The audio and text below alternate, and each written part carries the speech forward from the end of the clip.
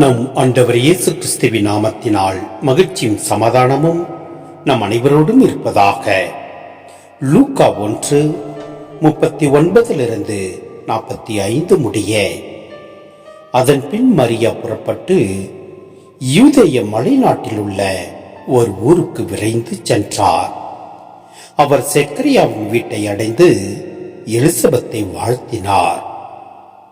மரியாவின் வாழ்த்தை எலிசபெத்து கேட்டபொழுது அவர் வயிற்றில் இருந்த குழந்தை மகிழ்ச்சியால் துள்ளிற்று.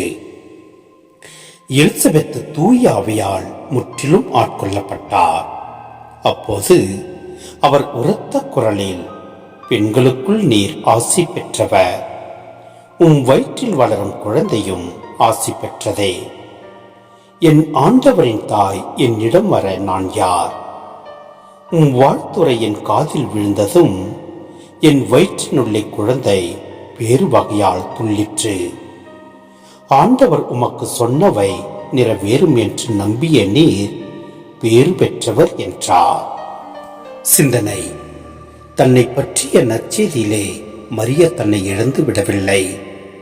விண்ணவரிடமிருந்து தம் உறவினர் எலிசபெத்தின் நிலை பற்றி கேட்டவுடன் அவருக்கு உதவியாயிருக்கவும் அவரோடு நற்செய்தியின் ரகசியத்தையும் மகிழ்ச்சியையும் பகிர்ந்து கொள்ளவும் யூத மலைநாட்டில் இருந்த எலிசபெத்தின் ஊராகிய அயின்கரிமுக்கு விரைந்து செல்கிறார். மேலும் இயேசுவை கரித்தரித்தார் என்பதிலே மரியா பேறு பெற்றவரானார் என்றாலும் அவர் இறை வார்த்தையை கேட்டு அதன்படி செயல்பட்டார்.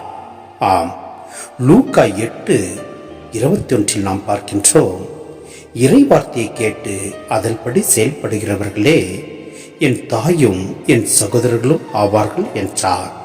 அப்படியாக நாமும் இறை வார்த்தையை கேட்டு அதன்படி செயல்படுவோம்.